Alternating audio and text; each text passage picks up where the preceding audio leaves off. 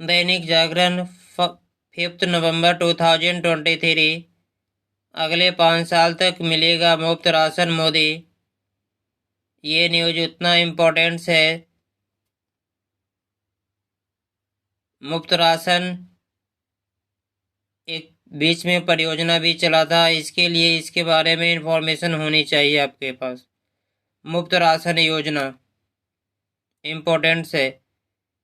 और बता दूं कि दिल्ली में वायु प्रदूषण थामने के हवा में मार रही है तीर, लेकिन वायु प्रदूषण पर अभी तक के राज्य सरकार और केंद्र सरकार का भी कंट्रोल नहीं है।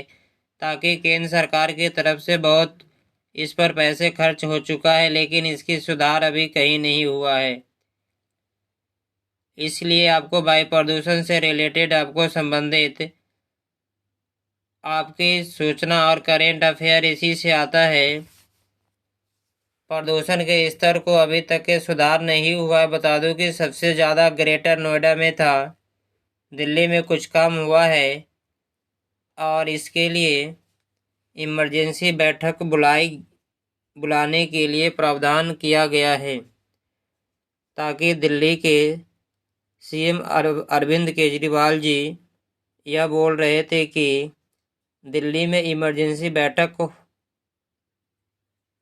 बुलाकर सभी अधिकारी और केंद्र सरकार और राज्य सरकार को इसके बारे में रोकथाम के लिए कदम उठाने की ज़रूरत है।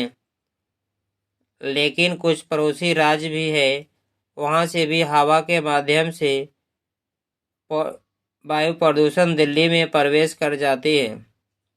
उस पर भी कार्रवाई करने की ज़रूरत है, जो कि वह केंद्र सरकार कर सकती है, राज्य सरकार नहीं कर सकती है।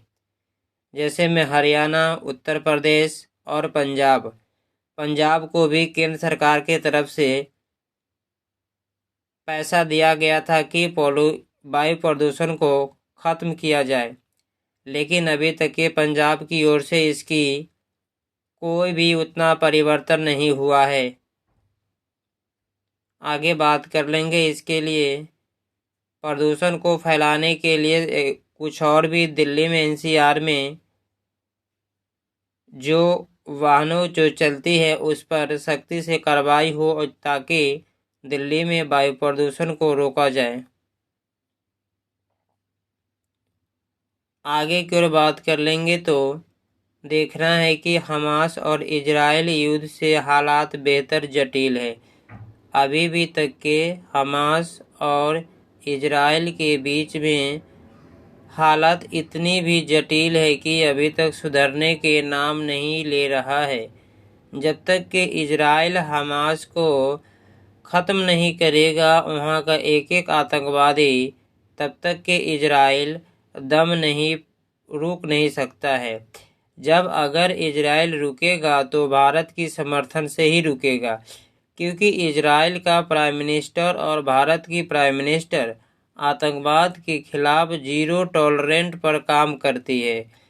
और उस समय एक बयान में भी इजराइल के प्रधानमंत्री जी की कहा गया था कि जब तक के हमास के ख़त्म न करेंगे तब तक के रुकेंगे नहीं, उनका सैनिक रुकेगा नहीं, क्योंकि इजराइल पे पहले हमास ने ही हमला किया है, तो अंत तो इजराइल ही करेगा।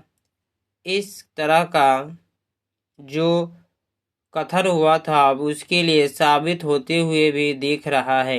लेकिन बता दूं कि इसका नुकसान पूरे विश्व में भी हो रहा है, और पूरे विश्व चाहती नहीं है कि जल्दी शांति हो। और जब तक कि इसमें कोई न कोई आगे आकर के बात करेगा तभी तो शांति होगा। लेकिन सभी अपने अपने पक्ष पर बोलता है, लेकिन उतना किसी में एक संगठन में दम नहीं है कि जाकर के उसे रोक सकता है। इसलिए आपको यह न्यूज़ पर इम्पोर्टेंस है।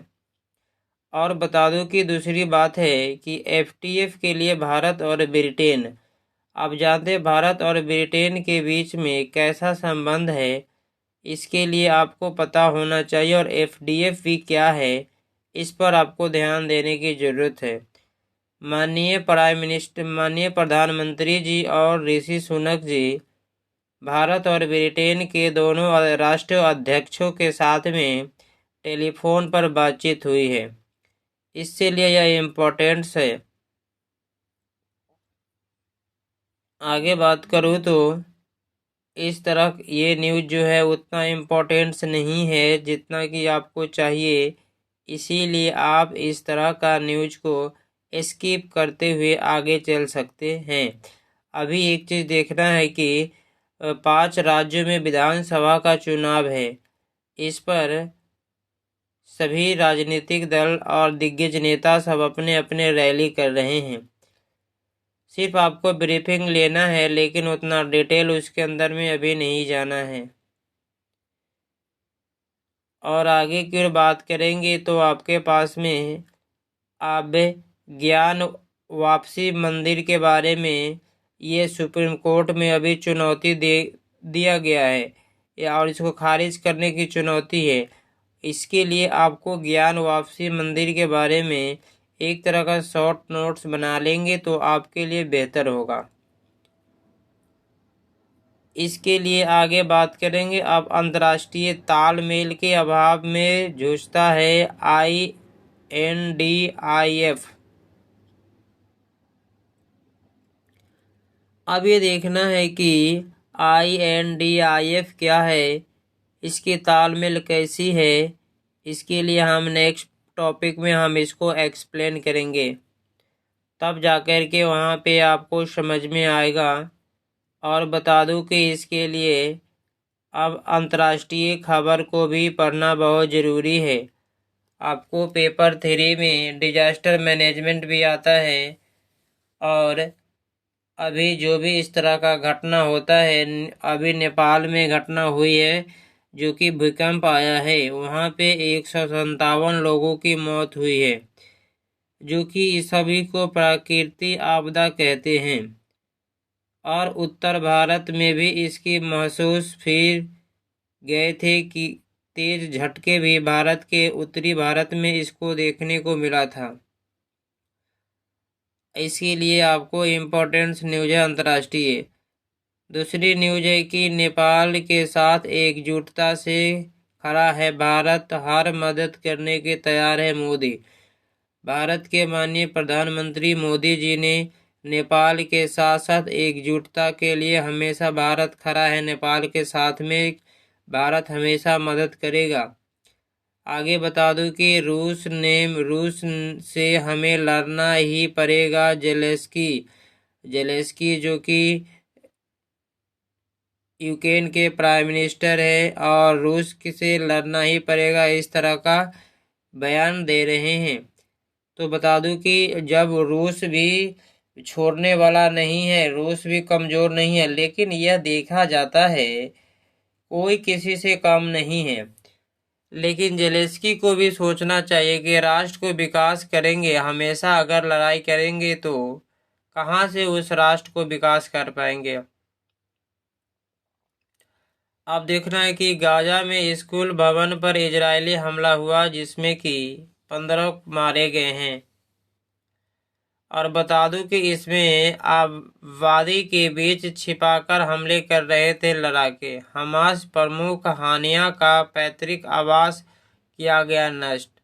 अब जानते हैं कि सबसे ज़्यादा हमास के प्रमुख जो वहाँ जो देख रेख करते हैं, वह उनका पैतृक आवास का भी नष्ट कर दिया गया है, ताकि उनका इजरायली सेना ने शनिवार को मिसाइल के हमले से प्रमुख इस्लामिक हानिया का गाजा सिटी पैतृक शहर था उनका, जो कि उनको नष्ट कर दिया गया है। जो कि हानिया 2019 से कतर, तुर्की और ईरान से में रह रहे थे और वहीं से अपनी गतिविधि चला रहे थे।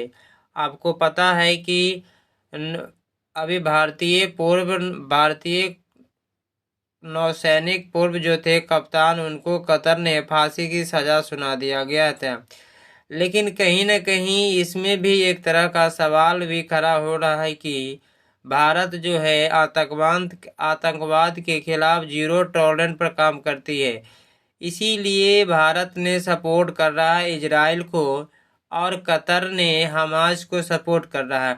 हो न सके। इसी को ध्यान में रखते हुए कतर ने 8 भारतीयों को फांसी की सजा सुनाने के लिए हुक्म कर दिया, क्योंकि इस तरह का भी देखा गया है। इस बदले की राजनीतिक भी इसमें दिख रहा है। लेकिन उससे पहले भी तो था, लेकिन इस तरह का घटना नहीं हुआ था। अब आगे देखना है कि इसके लिए क्या भारत सरकार कर रही है, आगे पता चलेगा। लेकिन बता दूं कि इसके लिए अभी शेख हसीना, जो कि बांग्लादेश के प्रधानमंत्री है, यह शेख हसीना जी बता रही है कि नाकेबंदी कर बांग्लादेश में उत्पात मचा रही है बीएनपी के कार्यकर्ता। अब इसके लिए क्या है बीएनपी, इसके बारे में एक्सप्लेन होगा तो पता चलेगा। क्योंकि आपको पता है कि अफगान शरणार्थियों को अमानवीय तरीके से निकाल रहे हैं पाकिस्तान। एलन मस्क ने लॉन्च किया चैटबॉट गॉक। कोटा में घूम रहा एल्विस मुंबई में ढूंढ रही नोएडा पुलिस। संसद के नाम पर चल रहा था फर्जी का खेल। इस तरह का न्यूज आपके लिए कोई इम्पोर्टेंस नहीं है, इसीलिए आप ये सब से ना पढ़ेंगे। Thank you.